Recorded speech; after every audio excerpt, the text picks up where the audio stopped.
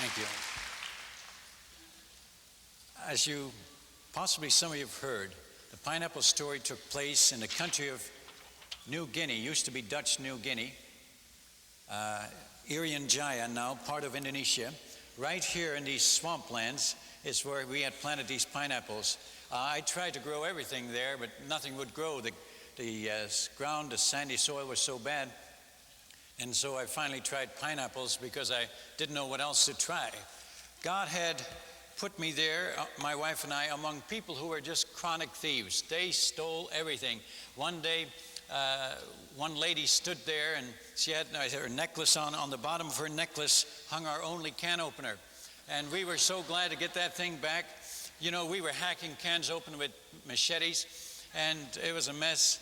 My wife, being a nurse, she sterilized that thing good, and we got it back.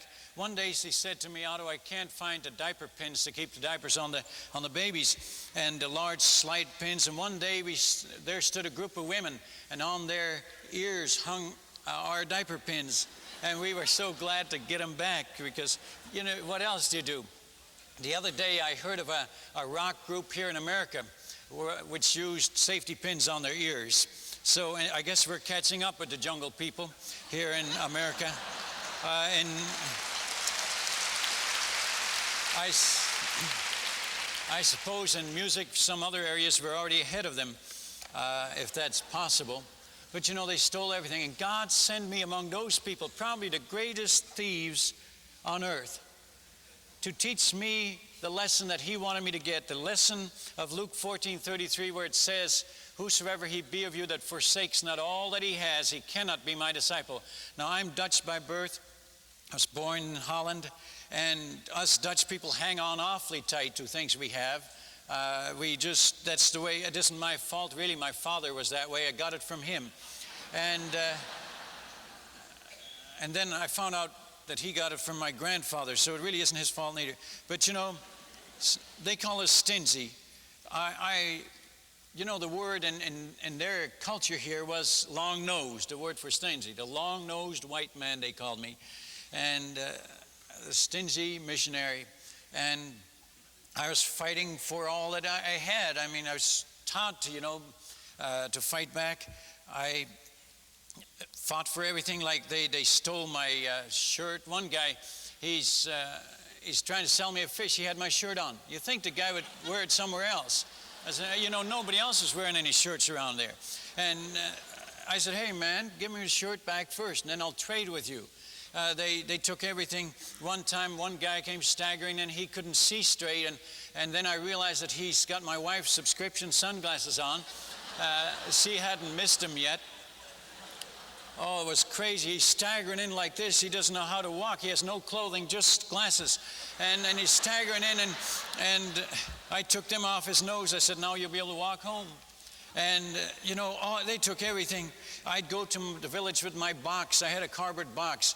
And when I went to visit them to learn language and so on, and I just gathered up the stuff I found in their homes, got it all back. They called me the missionary with the box. I didn't like that, but I'd fill the whole thing up. I found stuff I hadn't missed yet. They'd say, one day I sat looking at this flashlight, and I saw, that's just like the one I got. Amazing that these people would have one like that.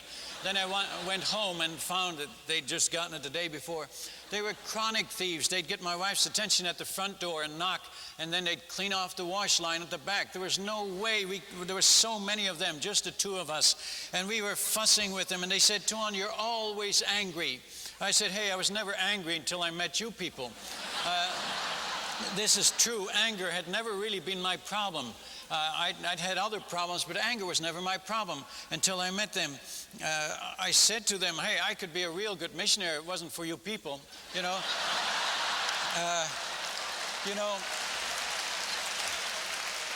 Well, I heard a pastor say that here at home too. So you must, I could be a good preacher, pastor if it wasn't for my people. A teenager told me once I could pass my grades if it wasn't for my teacher. And then I suppose the man that said I could be a good husband if it wasn't for my wife. So you have natives around you too. So really, I think you'll be able to understand my story. But they stole all my pineapples, and I didn't know what to do. I closed the clinic. I said, no more clinic. They said, you're going to eat all the pills yourself? I said, no. I said, but if you're going to have to make a choice. You either get pineapples or you get pills. If you keep stealing them, you won't get pills. Make a choice. And they kept right on stealing. They were chronic. They couldn't stop stealing. And so I closed the clinic, and they all went off to their, well, no, they sat on my front porch with their headaches, rubbing their toe and give me some pills. And I said, hey, don't sit here hurting. Go sit on your own front porch, hurt there. That's where you eat the pineapples. That's where your head is going to hurt. And they weren't happy with me. But by the weekend, they let their babies die. Can you believe it? Blamed us, that stingy white man, the long-nosed white man, won't give us any medicine.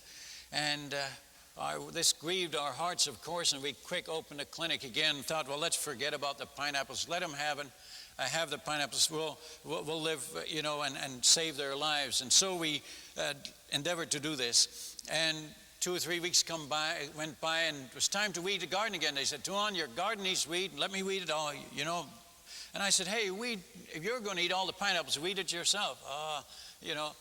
But they finally, I paid them to weed it, and I thought I'd try something else. I'd grown these things. They took 3 years before they ever produced fruit.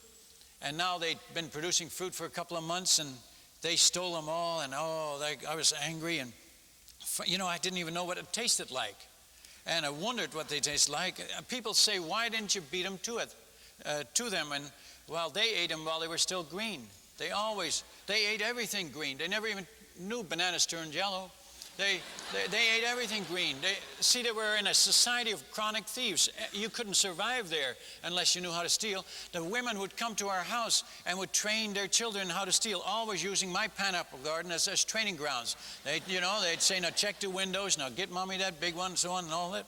And those women, I told them, I said, quit training. They'd beat the kids if they got caught. No wonder they grow up the way they do. And so we opened a clinic again, and I thought, I've got to think of something else. I've got to get some of these pineapples, and we can't have these people walk all over us. And so I closed the trade store. I thought they can do without the salt and the fish hooks and stuff like that. Matches, they'd never had matches till we got there. And I closed the store. I told them a week ahead, and they kept stealing, so I closed it all. Now they reacted. They were angry at me. They said, that stingy white man, if he doesn't share, no advantage living near him. And so they moved out. They moved to their favorite hunting grounds further towards the ocean this way. And we were left there with a grand vacation. Can you imagine how neat that was? They look in every window every moment of the day. Oh, friends, it gets to you after a while. There's no way we go on a picnic, they follow us. They watch us eat. They tell us when we've eaten enough. And then they want the rest. We could only get out of there and go visit our children that were in school up here on the coast. We'd get out maybe 2, 3 times a year. But the rest of the time we were locked in. They were watching everything we did. Now they'd gone through the jungle. Oh, was that neat. I got all my letters written. I got all my reports in. Everybody thought I was a good missionary now. No people. And I have nothing more to do. And a plane comes, and we're dragging the rice sacks to the house. And he says, where's your coolies? I said, they've gone to the jungle. And he says, I hope they come back. Well, I was still enjoying the vacation after 3 weeks. But 3 more weeks, oh, the boredom, the monotony in a jungle. Can you imagine sitting on a jungle island with nothing to do? No radio, no TV, no books to read, nothing. Just eating pineapples. But, oh, that was good. But you get tired of them, And I'm getting convicted, If only the home churches supporting me knew all I was doing here was eating pineapples. I could do this back in the States. And my conscience bothers me because they send out the monthly checks to our support and so on. Finally, the plane came back again. Well, the grass was too tall, and you should have seen the lines he left in the grass as he landed on that grass airstrip. I knew I was in for it. I was in trouble. He got out of his plane, just shook his head. He says, Koning, you know better than this. He says, get your people to cut this. He says, where's your people anyway? He should have remembered. I told him before. And I said, they've gone to jungle. He says, well, send somebody to call them back. Well, my wife wouldn't go. Hey, and you can't blame her, folks. Those spiders and those snakes in those jungles and those mud trails with slippery logs and leeches and what have you. She didn't know where they were anyway. He says, hey, I can't come back till you get that grass cut. I'll call you. We had a two-way radio with contact with the MAF base a little north of us and with our mission headquarters. And hey, he says, I can't come back. I'll call you ahead of time. How would you like to be a missionary back there in the jungle and the pilot that comes your way isn't going to come back? And you say, oh God, I need my natives. I need my people. I need a messenger. And one guy came, stood there smiling, and I said, hey, get that smile off your face. I'll tell you what, I'm going to give you a job. You call all the people and I'll pay you good. And he smiled again and went off, and I said, thank you, Lord, you gave me a messenger. And we waited it out in 3-4 more days. There they were, and they're yelling at me. I said, Tuan, we're here, Tuan, we're here. Well, hey, they didn't have to tell me. We could smell them. You know, they never bathe. Can you imagine it? Never bathe. They can never sneak up on you. And I thought they'll probably steal my pineapples again. They did. And now I tasted them, and now it's even worse. That's when you complain, when you've had it good, and now you have to cut back. And I was fussing, and they said, Tuan, you're always angry. You're an angry white man. And that bothered me. You're stingy. And I said, no, I'm not. Leave him alone, I'll show you I'm all right. But I tried everything. Finally, I got this German Shepherd dog. He was a big, full-grown male shepherd. I got him up here in the mountains of New Guinea. A missionary raised him. And oh, the day when that dog was on the plane, they could only see the pilot as he landed. He was in the tail end. All the people, like usual, crowded around that airplane to see what was in there, to see what they would steal next. And the pilot would, he couldn't get a door open, you know. He said, can't you control your people? Get them to stand back there. And I'd have a stick, you know, and tap them on the shoulder. Hey, get back. But, you know, you don't hit them too hard. They've got 9-foot spears, right? And they're headhunters and cannibals, so you go easy. You know, I'd back this side off, and they'd be that, and all those flies would get inside his cockpit, and he'd be fighting flies all the way home. And he says, get your people away. Oh, there's another reason he would polish up that plane. Our people never use a handkerchief and get their noses against this glass. And he says, look at the mess they're making. Can't you? Oh, he was fussing at me. And I'd be fussing at the people, so we're both fussing at him. But this morning when that shepherd dog was in there, I almost encouraged him to get closer. I thought you should have been there. You should have been there. When he opened that tail door of the plane, that full-grown shepherd jumped out, let out one bark. You should have seen him run. That was my best day of my missionary career. They ran, and the dog, you know, they were up on my roof, up in the coconut trees. They were everywhere, and it was unreal. And the dog did his job. No more pineapples were stolen. I thought, I've got it. You know, I've beat him finally. But alas, I didn't. It got worse. You see, the dog ruined our ministry. Nobody came loitering around our mission station anymore. My wife had a clinic 200 feet away. And she says, Otto, get rid of the dog. I said, why? She says, come over to the clinic. Well, it was true. All those 100 people, an average of 100 people, would crowd in on her. Nobody wanted to be on the outside when the dog got loose. They'd yell, and I'd tie up my dog with this vine, but he could chew himself free in 20, 30 minutes. And one day, you know, they would yell at my wife, quick, me first, quick. Look, he's chewing the vine, he's going to come. And she says, they're all pressing up on me. I haven't got elbow room. I can't work with them. She says, they're driving me up the wall. I'm going to be a nervous breakdown. She says, I can't carry on like this. Well, she says, I'm bending all the needles on them. They're so tense by the time they get. And so she was right. One day I saw the dog get loose. You won't believe it. He tore off with a piece of vine hanging on his neck, tore off towards the clinic, and all of a sudden those sick people weren't sick anymore. They'd bring him in on stretchers and they run home. Now, can you believe that? The ground is filled with crutches. Hey, the guy that couldn't even sit up is sitting on the roof of the clinic. Now, how do you... My wife says, well, I guess I'm all done for today. I said, yes. But you know, she was right. I ruined my ministry too. I used to sit on my step and learn the culture and the language, but now no more loitering around there. So I realized that I had to get rid of the dog, and I finally did. And they clapped, they cheered. That's the best thing you've done since you came. And I thought, what do I do next? I tried everything. I fussed with them. I did everything trying to get that garden, those pineapples. And finally, I drove a stake in the garden. And they said, what is that to? And all of them were there. And I said, this is a marker. All the pineapples on this side are yours. All the pineapples on this side, they're mine. You leave them alone. They said, Tuan, you're giving half of your garden away? I said, yeah. Now, that must be a record for a Dutch person, right? 50%.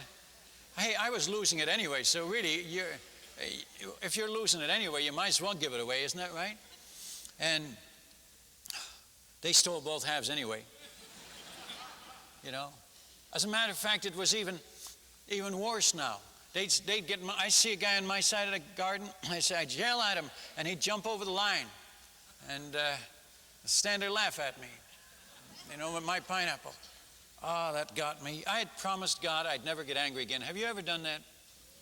I said, God, it's not right. I'm a missionary, and how can I win these people if I'm angry? And I get convicted many a time. And I promised God never get angry again.